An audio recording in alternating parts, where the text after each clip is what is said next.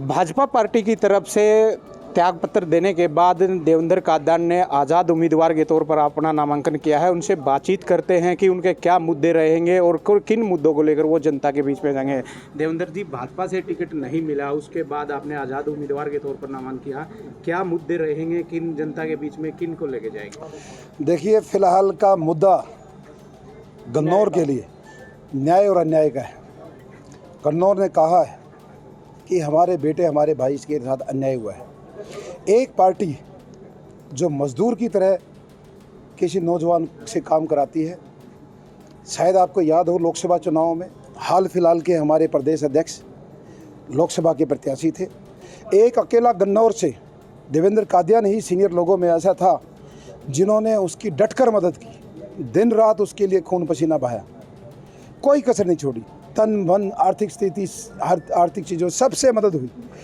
आज बड़ी अजीब बात है, सौभाग्य से मोहनलाल बड़ौली जी प्रदेश अध्यक्ष हैं और चुनाव हारने के बाद प्रेस कॉन्फ्रेंस के अंदर शायद चुनाव की गिनती भी नहीं हुई थी लोकसभा की, उससे पहले बाकायदा प्रेस कॉन्फ्रेंस के अंदर प्रदेश अध्यक्ष जी ने इसी परिवार पे, इस नेता पे जिसको प्रत्याशी बनाया है, यहाँ के स्थानीय विधायक पे, पूर्व एमपी पे, यहाँ के चेयरमैन पे, ऐसे लोगों पे सारे आरोप लगाए थे कि इन्होंने मुझे हरवाया, इन्होंने बगावत की।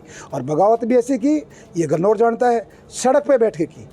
मुखालफत का दुनिया से हमने सुना था, घर बुला के कोई कान में बोल देता है, इशारा करता है, लेकिन इन्होंने सड़क पे कुर्सी डालकर जिसको टिकट दी है, इन्होंने कहा ले जाओ पैसे, हराओ इसको, इसने हमारी टिकट काटी। जिस तरीके से ऐसी क्या कमी रह गई टिकट लेने में कि देवेंद्र कादियान का बिल्कुल समय रहते एकदम 2 दिन पहले नाम काट दिया और टिकट किसी और को दे दी, उसको किस तरीके से देखें? कमी तो शायद ये रह गई जो पिछले 8.5 साल से देवा संस्था के माध्यम से देवेंद्र कादियान ने जो गरीबों की सेवा की, जो इतने जनहित के कार्य किए हैं, जो ये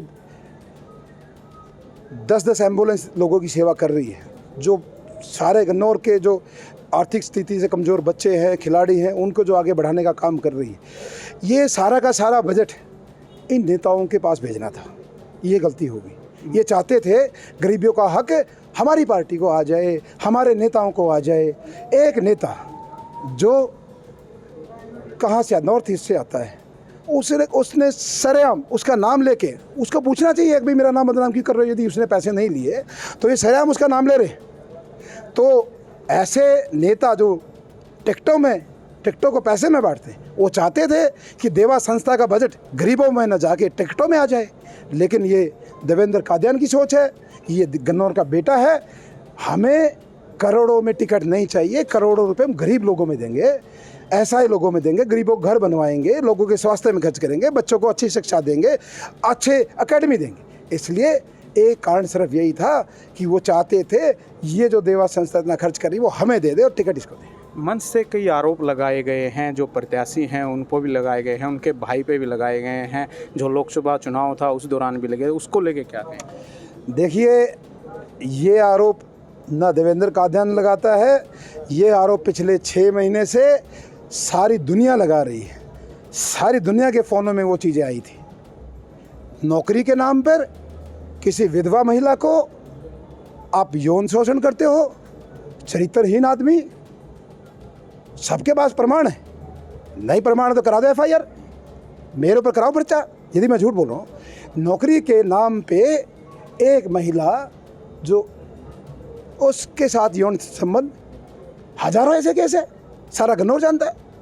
अगर देवेंद्र कादियान यहाँ से जीत कर जाता है और पार्टी किसको समर्थन देने की वो करेगा, या देवेंद्र कादियान ऐसे ही आजाद? गन्नौर का जो चुनाव है, गन्नौर लड़ रहा है, गन्नौर का विधायक गन्नौर ही बनेगा और गन्नौर कहाँ जाना चाहता है वो गन्नौर तय करेगा। देवेंद्र कादियान के हाथ में कुछ नहीं है। चुनाव जीतेंगे, मैं केवल उनका एक बेटा और भाई हूँ, ऐसे ही मंच सजेगा, गन्नौर तय करेगा देवेंद्र का अगला रास्ता क्या है।